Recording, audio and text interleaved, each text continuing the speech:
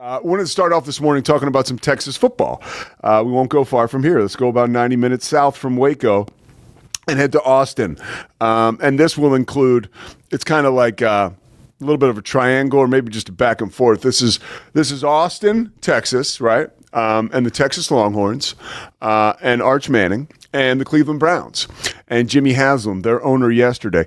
Every time we get to training camp and an owner starts talking, or whether it's Stephen Jones, Jerry Jones, Jimmy Haslam, I got my popcorn ready because it's going to be, these guys really don't care. They have so much money. And I know as a former PR guy, like you just don't, when your owner gets up there and starts talking, you're just kind of like, man, like we didn't have too much of an issue with that when I was with the Sixers because Ed Snyder owned the team and he was like old school hockey guy and he was pretty friggin' awesome. Mr. Snyder, he left basketball to basketball guys because he was a hardcore hockey guy. Didn't necessarily help the organization basketball wise, like pumping money into the basketball side of it, but it certainly helped the basketball people just do their jobs. And certainly the PR guys, you don't have to put on any fires. But the Browns PR team, I'm sure, is busy right now. Jimmy Haslam, first of all, he talked to the media yesterday, and we'll dive into the Shedeur comments for a moment. But first and foremost, he talked about Arch Manning, and he mentioned how he does not think that Arch Manning will stay at Texas or will leave Texas after 1 year, right? And he's right about that, which debunks a lot of rumors as to, I hate this really, like when you take a guy like Arch Manning and then you tell us, okay, Cowherd did this and he's amazing at his job. So I would never like knock Colin Cowherd, but I don't love like, okay, let's see the field and understand that the Browns are going to pick first in the draft because they're going to be the worst team in the NFL. Arch Manning is going to come out, and that is the synergy there, that Arch Manning is going to play for the Browns. And, the Browns just may well tank, right? That I think that's rubbish. And I think everything about Arch Manning and his resume lets you know that he's going to stay 2 years, at least, at Texas. And honestly, I think he might stay 3 or 4. And this is just reading the tea leaves, right? You go down to like the Manning family in general, and this is a family operation. Arch is Cooper's son, and they call Koopa, I think they call him, but he's Cooper's son. Cooper was actually a wide receiver, was not a quarterback. He injured his neck, and so his football career was ended early. Otherwise, we'd probably be talking about him as a Hall of Famer because when you look at when you look at his brothers and how they got so good, it was repetition after repetition in college. Eli actually redshirted. He was at Mississippi for 5 years. Okay, think about that, for 5 years. Peyton could have left after his junior year and been a top 2 pick. He waited, played 4 years, right? So, and then what we saw with Eli too, I don't think that the Manning family necessarily wants to have to get into that, right? Like, they had to push back on the Chargers. Remember, Eli went to visit the Chargers. It was very clear that they weren't on the same page. Archie got involved and became sort of like the bad guy and was like, hey, we're not going to go to San Diego. We're going to hold out. It was a pretty ugly situation, but it was ugly back in 2001, 2002, whenever exactly that was. Nowadays, I think if a quarterback pushed back on a city like that, I think it could get pretty ugly with like all the crap out there. You know the deal, like social media and everything. And I don't think that's a situation that they want to encounter again. So then you look down the list and you say, okay, well, actually, the only way that I think Arch Manning would leave, and this is great news for Texas fans, the only way that Arch Manning would leave Texas early, especially in his first 2-3 years, I think you'd probably have to win a national title. So he feels like his work is done there. Might even want to throw a Heisman in there. And then I think, so now his work is complete. And there would have to be a perfect fit, a perfect suitor that would emerge with the number 1 pick, whether that's through a trade or whether through a team that was just god-awful because of maybe a key injury to a key player. So I believe that Arch Manning will be at Texas for the long haul, and I'm not alone in that. I watched Chris Sims talked this morning with Mike Florio. Chris Sims, obviously a Texas guy, dialed in with Texas people.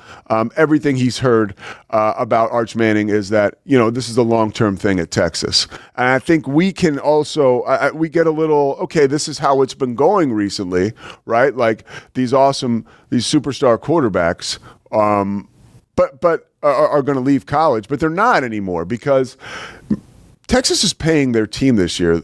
There's like a $40 million payroll for Texas's college football team. So it's not like Arch Manning, again, we dive back into this. He ain't missing any meals, dude. Like he's fine financially. So there really is no reason to leave college like there was before. That's a simplistic, obviously, contribution from me, but it still is very relevant in this situation. I mean, he's getting paid a lot of money, but still, and what is the big carrot, I think, for the Manning family, or at least for us, right, in the media and what we do, is that overwhelmingly NFL executives believe that Arch Manning would be the number one pick next draft. So that adds to a lot of this, right? There is speculation, and it's from the inside that this guy is really that good. So looking forward to seeing exactly how he does this year with Texas. As much as we complain about this time of year, like being a little flat, like it is fun. Like I'm so excited for this year. I'm so excited. August 8th is going to be the Browns' first preseason game. Like, what will we see from Shedeur there? This is like troubling if I'm a Shedeur fan right now, because yesterday, he's at training camp. Kenny Pickett's out with the hamstring. He's missed a couple practices. So now you've got Joe Flacco obviously taking all the number one reps, and you get Dylan Gabriel, who was drafted before Shedeur Sanders in the 5th round, getting more reps than Shedeur. Deshaun Watson's in the quarterback room conversation, but with his Achilles, they probably don't expect him to play at all this year.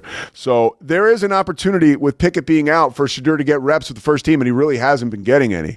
And then Jimmy Haslam said yesterday to the media, again, going back to an owner opening his mouth, which is kind of hysterical, he mentions, hey, I didn't even, Shedeur was not my idea. It wasn't my pick. This wasn't some kind of PR thing. I actually left the facility on Friday night thinking we weren't going to take Shedeur. And then we took him Saturday. And he said, that's the football guys. And I his comment made sense, but it just didn't need to be made because it was just more gas on the Shedeur fire.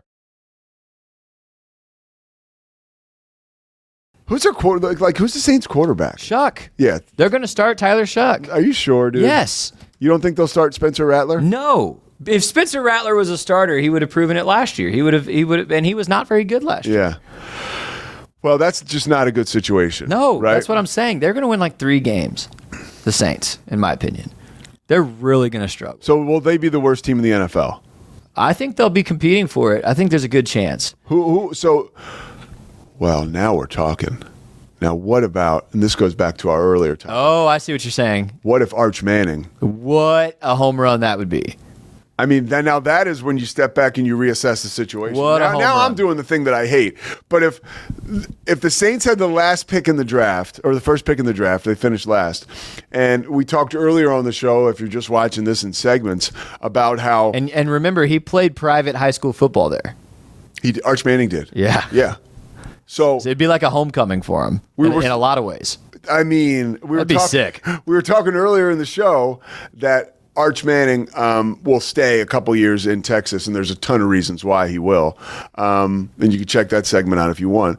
But, there's also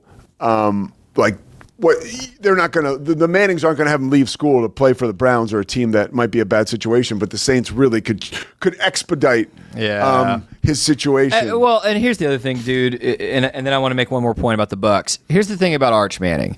We are already anointing him as if he's the number one pick, and I get why. But he has not been a starter for a full season in college football yet. Yeah. It's kind of the same thing I was yelling at you about Belichick yesterday. He's proven it at one level. He has not proven it at another level. Arch Manning, I think if I was a betting man, I'd say he's going to be a great college quarterback. Well, I would bet on him, but we don't know. And here's the thing. This quarterback class for this upcoming draft is deep. Yeah. There's about 5 or 6 guys that are going to have opportunities to go to the NFL and start. It's funny, Scotty, because you bring up a great point. I don't know, and this could be another topic, like tomorrow or whatever. I don't know that we have seen a sure thing like this, right? Air quotes, if you're listening, sure thing, like Arch Manning. We really have not, like in the NFL in a long time. Chris Sims was talking this morning with Mike Florio, and Sims was basically like, dude, everyone I've talked to, like NFL executives. Now, Sims is a Texas guy, but like everyone I've talked to, NFL executives, like they say he's the number one pick. Like no doubt about it. So these guys know way more than me. The two people it reminds me of, the two guys that have been talked like this before in my lifetime that I remember are Trevor Lawrence and Andrew Luck. And those guys are generational college quarterbacks. Luck was awesome. And Luck was a good NFL quarterback. And Trevor. It's unfortunate he retired. But yeah, Trevor's not been a good NFL quarterback. He's been mediocre at best. Yeah. So I don't know. We don't know who Arch is. By the way, bear the truth. I didn't see this before I commented. Right before I made a comment, he said, "Is it not too early to anoint Arch?" And then he said, "Yes, thank you." So clearly, that's not a bad thought.